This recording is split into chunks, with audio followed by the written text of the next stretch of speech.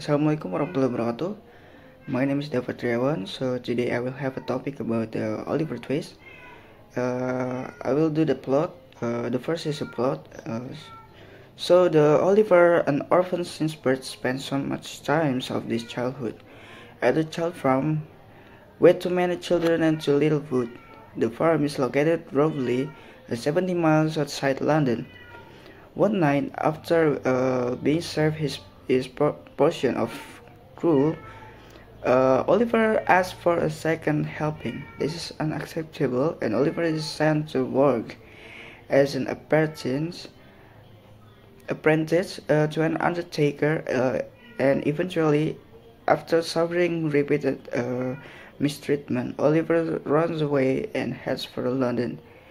He soon finds himself in the presence of the artful Dodger, who tells him to stay at the house of an old gentleman. It's called Fagins, with a number of the other boys.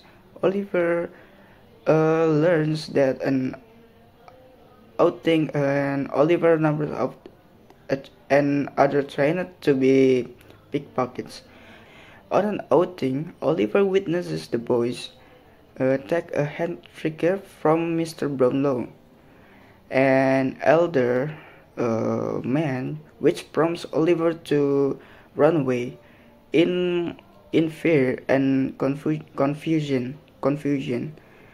And the elderly man mistakes Oliver's behavior for guilt and has him arrested. However, after learning more about Oliver, Mr. Brown realizes his mistakes and offers to take care of him at his house. And the other assumes that he is now rid of the Fagin and the pickpockets, but his knowledge of their crimes causes them to stick Oliver out.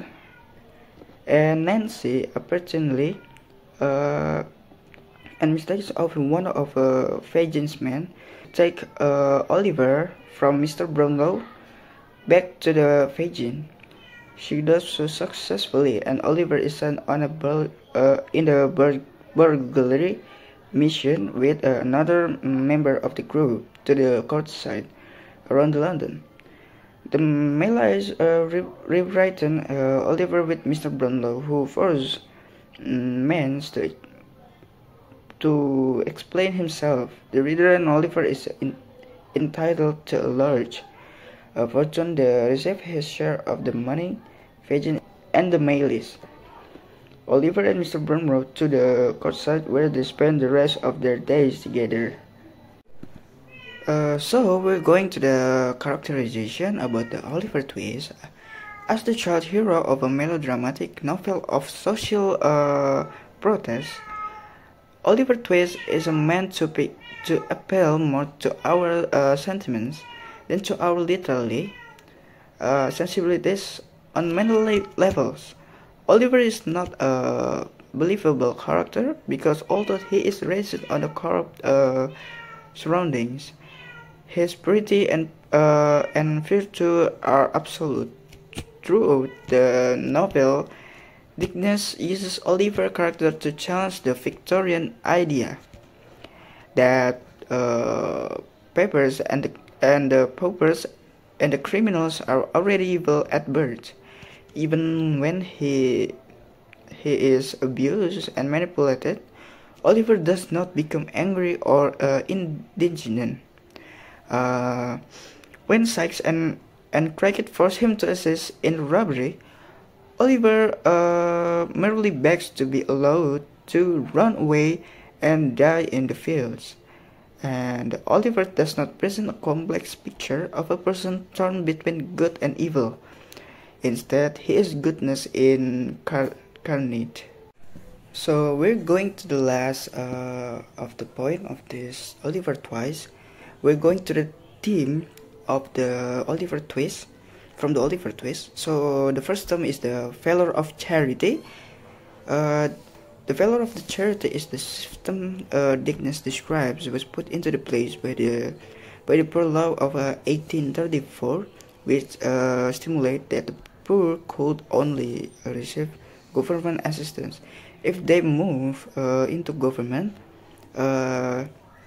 workhouses, the workhouses operated on the principle that poverty was the consequence of laziness, and that the conditions in the workhouse will inspire the poor to better their own circumstances. And the second is the folly of the individualism. Victorian capitalists believed that society would run more smoothly in individualists look out for their own interests. The folly of this philosophy is demonstrated at the end of the novel, when Nancy turns against Sykes and Monks turns against Mr. Corner. And the last is the third. The third is the last. Pretty incorruptibility. By examining the fates of most of the characters, we can assume that his answer is that they do not about the dignity, comforts, the terrible environment. So thank you so much for the attention, and thank you for listening about the Oliver Twist by me. Thank you very much.